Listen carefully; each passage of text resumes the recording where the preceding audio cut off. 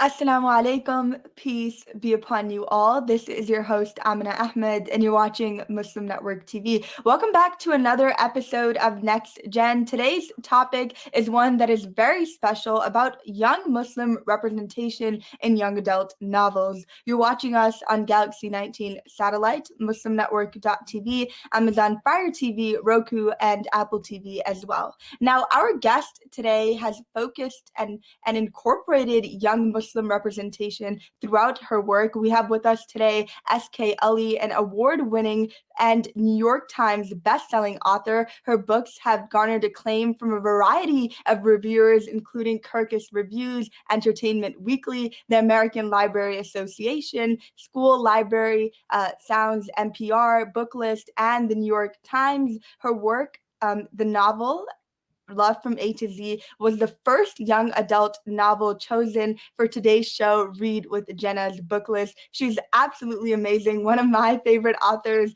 personally, and she lives in Toronto. Just an amazing woman that I look up to. Thank you so much for being with us today. Thank you, Amina, for having me. Really excited to be here on your show. Thanks. Now, I know that throughout your work, you have incorporated and shown young Muslim women as empowered and fierce. Why do you think that Muslim representation is so important, particularly today? So stories are essentially a record of our lives, and stories that are published in public are public records. And so it's no surprising revelation that Muslim representation captured in the public record has been negative and harmful.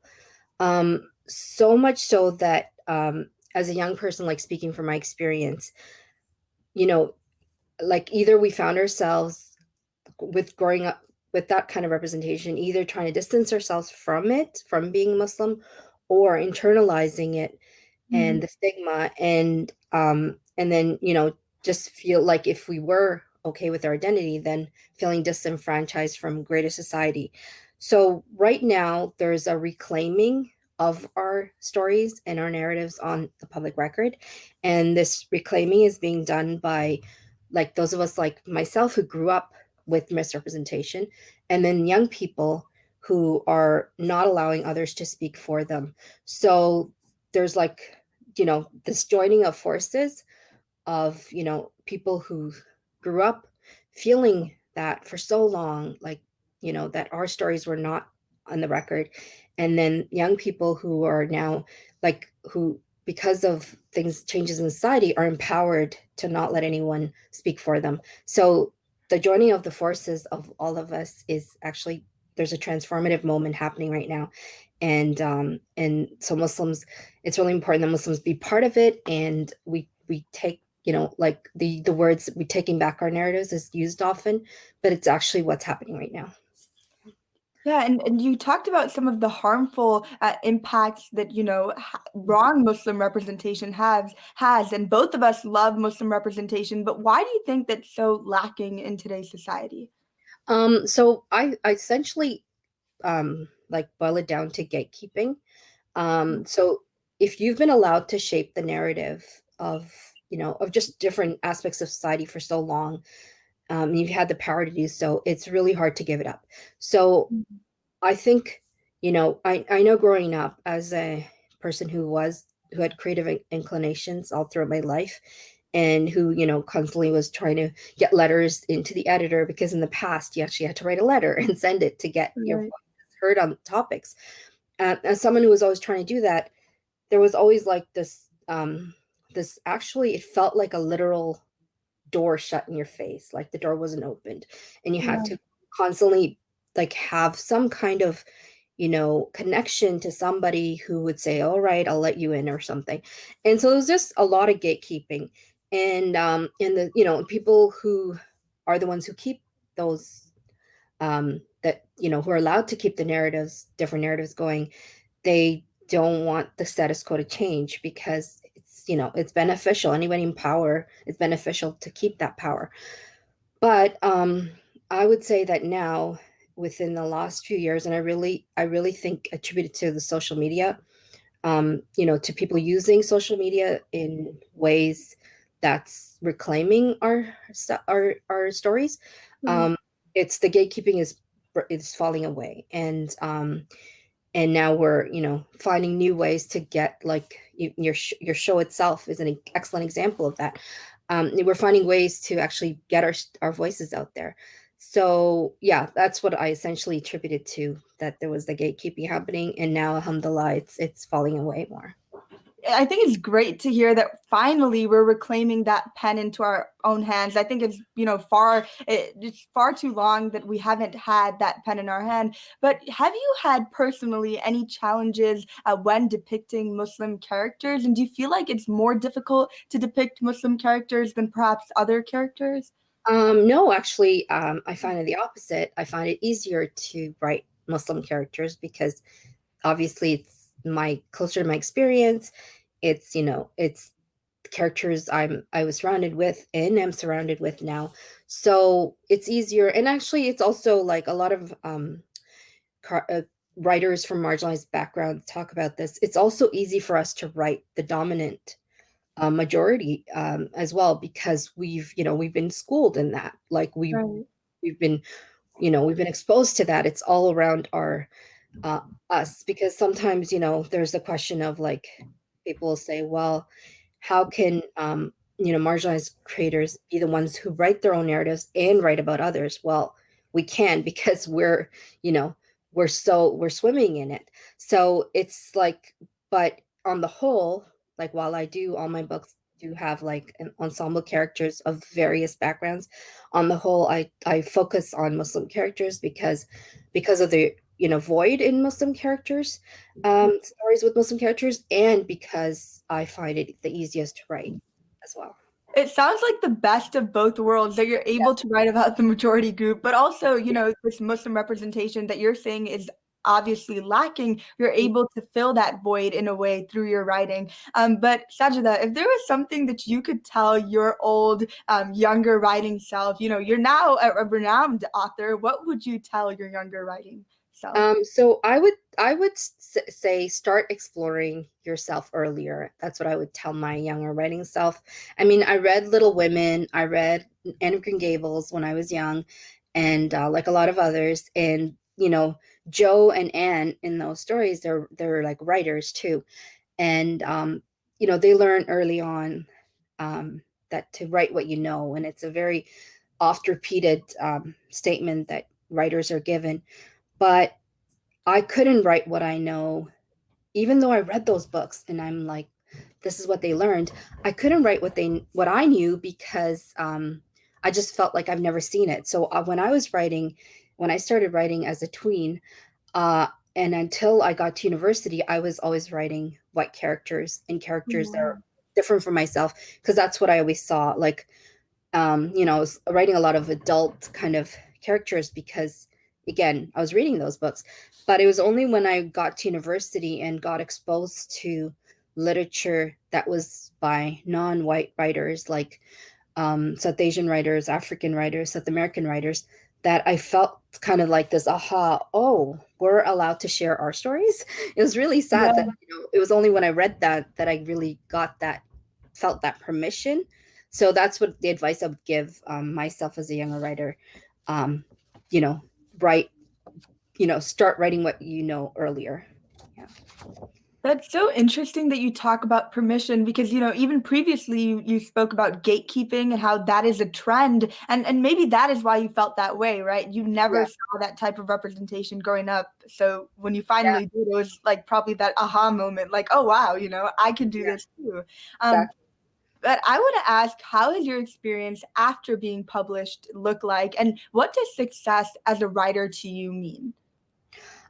So after you're published, so before you're published and you're writing, you're essentially kind of writing for yourself. You're trying to, figure out what it is that, you're saying, and you're just really internally focused. And even, because I had a writing group of friends, and even though we, connect and share with each other, it was still like you're very much in your own world. Once you're published and you continue to get published, there's a lot more people involved, including readers, which I actually like. My readers are really important to me. They are the most important part of the whole process. But there is like a sense of like there's more people involved. Everybody on the publisher side has a part in your book, and so it becomes more of like, you know, you're writing with more things in mind than your own what you want to say, which I actually like because Okay.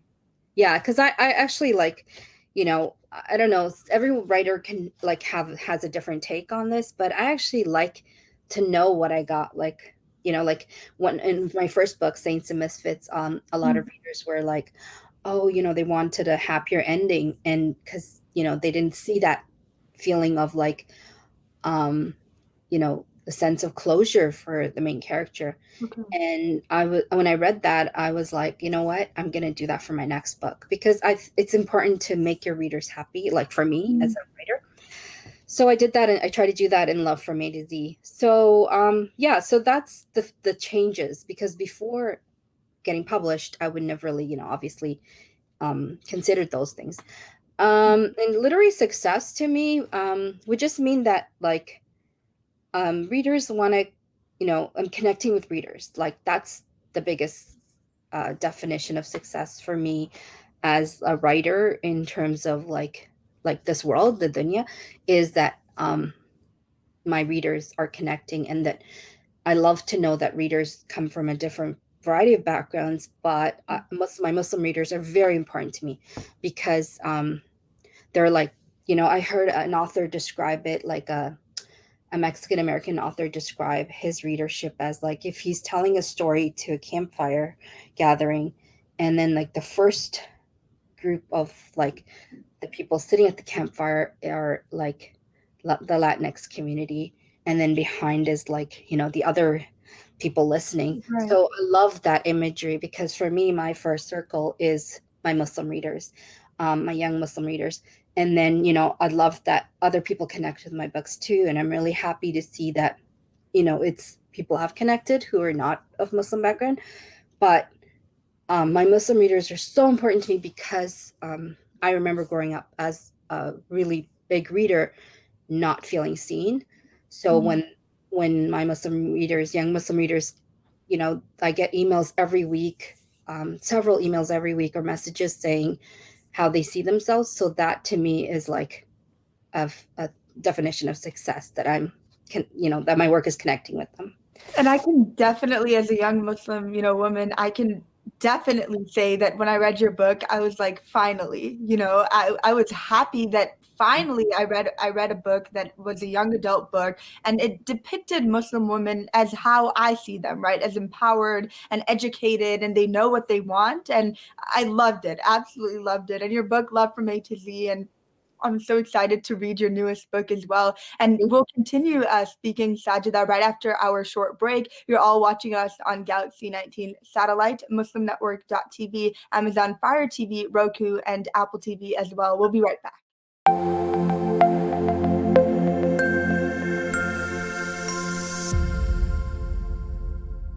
Billboards are popping up all over the country with an Our neighbors don't eye-catching realize message. that Muslims are absolutely opposed to ISIS.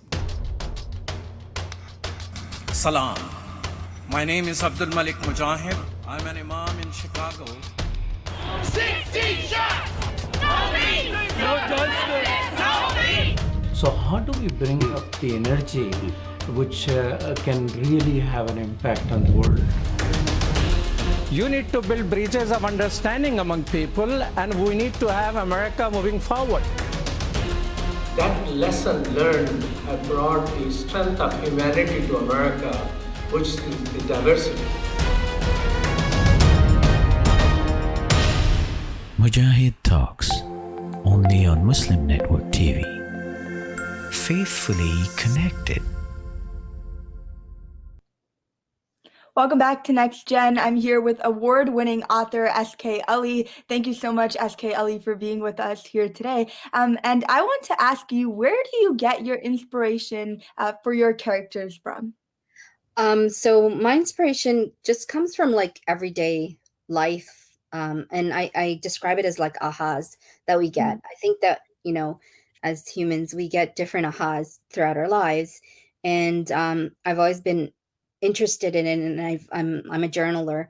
So not a consistent journaler, but like when something happens that I just want to remember, I will write it down. And so these can be very simple ahas to just bigger life, kind of just understandings of life that you suddenly get because something happens to you. So those were like, that's where my kind of inspiration and ideas come from.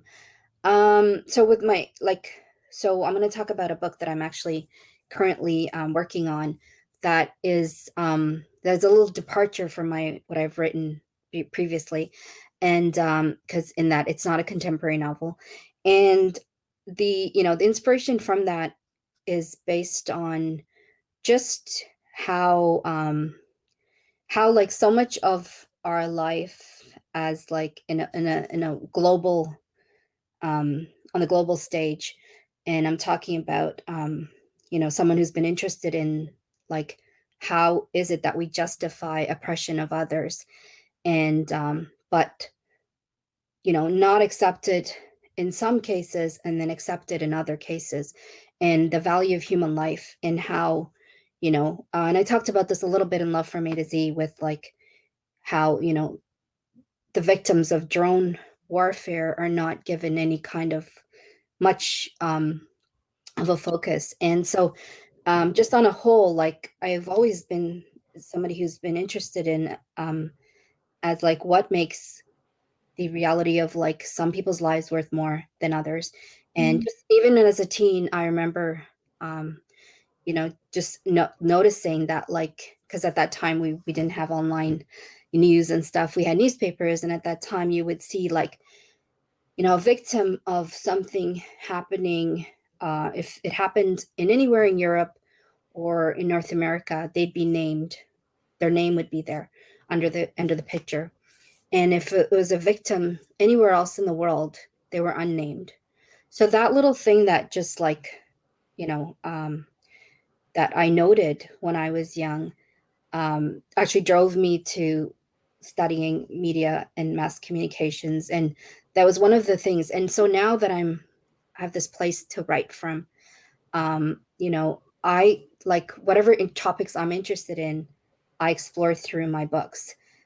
Because before I used to go on protest marches, organize like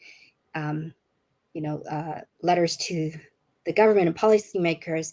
And I mean, those are valid things. But now as an author, what I can do is take those issues that I'm concerned about and that I've always been concerned about, and then shape them into a book. So that's my inspiration and my ideas. Like, I guess that's where it comes from. Right.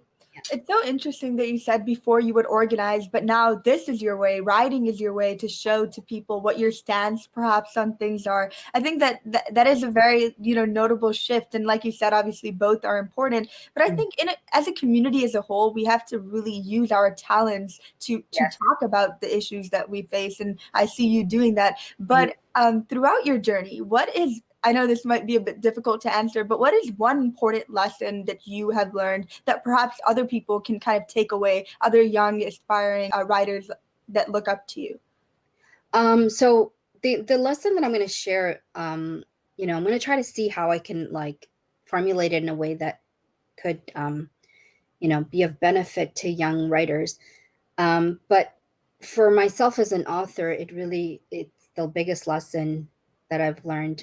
No, sorry, I can't say it's the biggest because I don't know what's the biggest, but like, it's like one of the lessons that I've learned is that you're one small part of the whole process, of like, in this case, getting a book out, that there's a whole team and a group of people, from readers to publishing people to there's so many parts of the whole machine, and everybody that's part of that machine. I'm using a very like cold term, machine, but what I mean is like everybody is part of getting something that you're working on out, needs to be cherished and like lauded and treated with kindness. And because there's always like a face of something, and authors are often, and I didn't like that aspect of being an author, because I'm mainly a behind the scenes kind of like, I don't like to be like, I don't like to even be on TV like this, but like, so that bothered me, that, that there's like this one face of something, and the reality is there's so many parts to it and so many people to it that actually make it happen. So I guess for a young writer, I would say that,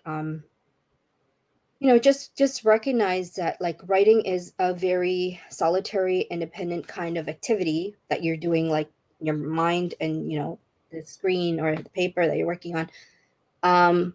But to get our stories out there is more than just yourself. And so, work with people and cherish them as being part of getting your stories out there. Yeah. I think that really explains why you were an organizer before, just a totally behind the scenes type of person. But now as a writer, you are seeing yourself having perhaps a larger platform, seeing your face. You're the face of these books. And obviously you're saying that there's a bigger team behind that. But for all of the books that you have published that are still in the process, do you want them to each be a standalone or kind of have a shared theme and come together? How are you looking at that? So I don't really like consider that aspect when I'm writing, like where it fits in with the rest of my books.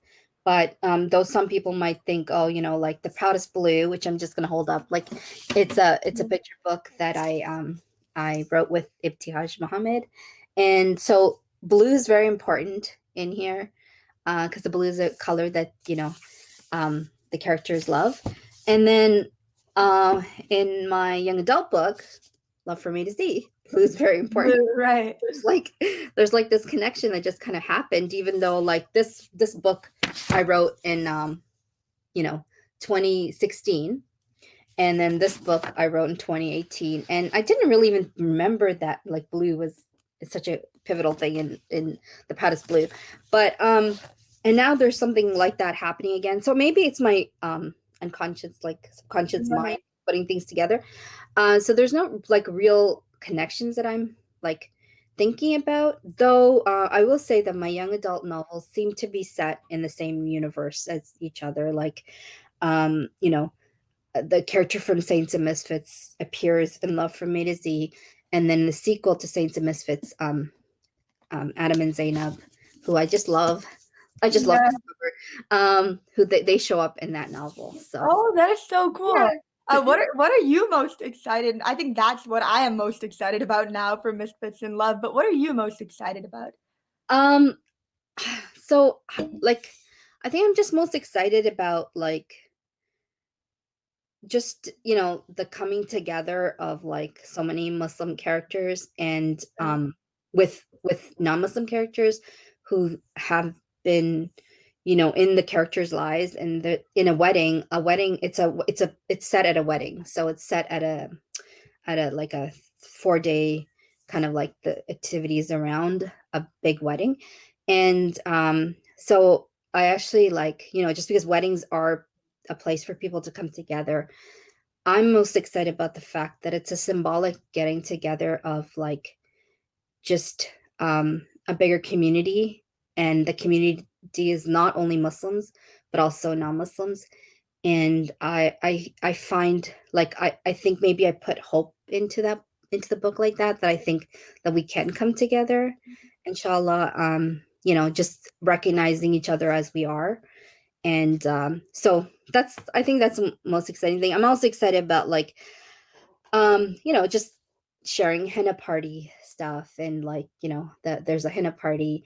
I'm actually excited because it's a really small thing to be excited about, but maybe not for the people who showed up in the book. Actually, when I was in Chicago, and your producer Zainab was I met her when I was in Chicago for my book tour for Love from A to Z. I actually went to a school that had like a very excited group of Muslim girls, who asked, who got me to come to their school, and they got like 200 kids excited, like they actually kind of hand sold the book to like their friends who are non-Muslim and everything. They just got everybody excited about it. And I met them afterwards, like the librarian, had a little party with me with them. And I just like loved, hearing about their experiences. And, they ran the MSA in their school and stuff. And I decided to put them in the book. So Oh, they're wow. they know that their names are in the book as guests at the wedding. Oh, So wow. That is so amazing. Oh my so God. I guess I'm really excited about that because I don't know. I did it because I it's part of my whole thing about like I want young Muslim readers and young Muslims to see themselves in the book. So this is a literal, Literally, right. literally you're put in Wow. my book. Yeah. And we're all excited for your newest book. Thank you so much, SK Thank Ellie, you. for being with us today. Make sure to check out her work. She's absolutely phenomenal. And thank you to our audience for tuning in. And until next week, Assalamu alaikum. Peace be upon you all. Walaikum assalam.